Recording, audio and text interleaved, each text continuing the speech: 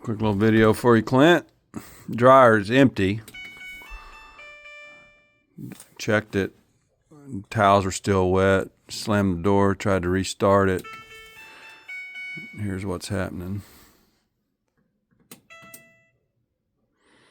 It's clicking.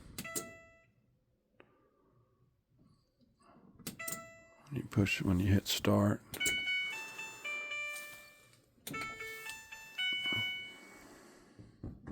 Won't start up.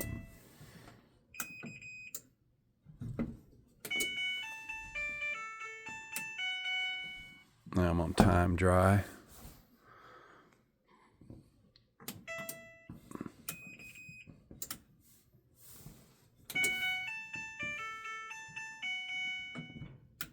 Rapid dry. It's just not wanting to start up.